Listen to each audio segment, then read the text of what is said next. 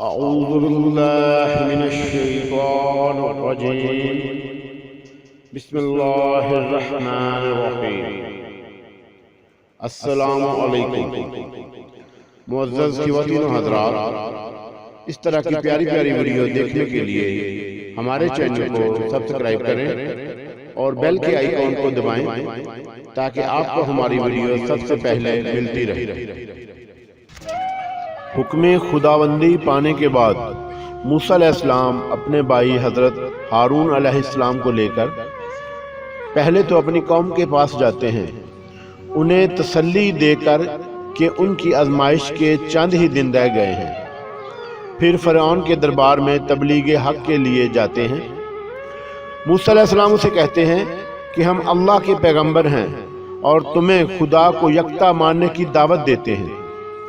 اس پر وہ ٹھٹھے کرنے لگا، کہنے لگا خدا تو میں ہوں۔ موسیٰ علیہ السلام نے کہا کہ خدا وہ ہے جو زندگی اور موت دینے پر قادر ہے۔ وہ کہتا ہے لو یہ کام تو میں بھی کرتا ہوں۔ دو آدمی بلاتا ہے، کہتا ہے اسے میں زندہ رکھوں گا اور دوسرے کو موت دوں گا۔ وہ ایسا ہی کرتا ہے۔ موسیٰ علیہ السلام کہتے ہیں اللہ تعالیٰ سورج کو مشرق سے طلوع کر کے مغرب میں غروب کرتا ہے، اگر تو خدا ہے تو مغرب سے طلوع کر کے مشرق میں غروب کر کے دکھا۔ اس پر فرعون لاجواب ہو جاتا ہے۔ موسیٰ علیہ السلام سے پوچھتا ہے کہ پیغمبروں کے ہاں تو معجزات ہوتے ہیں، کچھ تیرے پاس بھی ہے؟ وہ مذاق کر رہا تھا۔ موسیٰ علیہ السلام نے اپنا ہاتھ بغل میں ڈالا، جسے جب نکالا تو سورج سے زیادہ چمک رہا تھا۔ پھر اپنا عصا زمین پر ڈالا جو اسطح بن گیا۔ فرعون نے کہا یہ تو جادو ہے، اچھا فلاں دن آؤ، میں بھی اپنے جادوگروں کو بلاؤں گا، ان سے مقابلہ کر لینا۔ چنانچہ مقررہ دن ملک کے نامور جادوگر آ گئے۔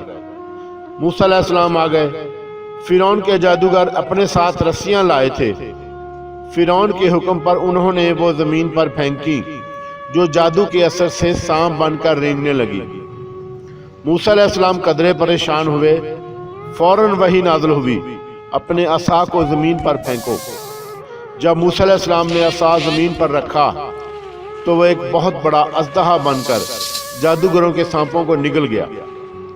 جادوگر سمجھ گئے کہ موسیٰ علیہ السلام جادوگر نہیں بلکہ اللہ کے سچے نبی ہیں، لہذا فوراً ان پر ایمان لا کر مسلمان ہو گئے۔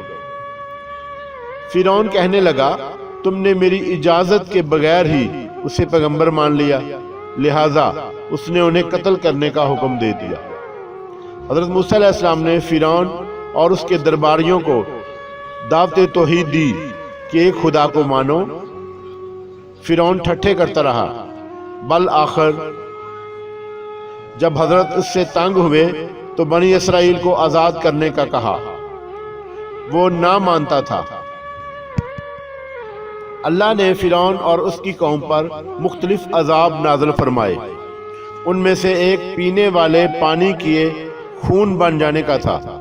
ایک ہی چشمے سے پانی لاتے، جو نہیں قوم فرعون کے افراد پانی اپنے لگن میں لیتے تو وہ خون بن جاتا، جبکہ بنی اسرائیل کے برتنوں میں وہ عام پانی ہی رہتا، حتیٰ کہ وہ بنی اسرائیل سے پانی مانگتے، جو نہیں اپنے برتن میں ڈالتے تو وہ خون بن جاتا۔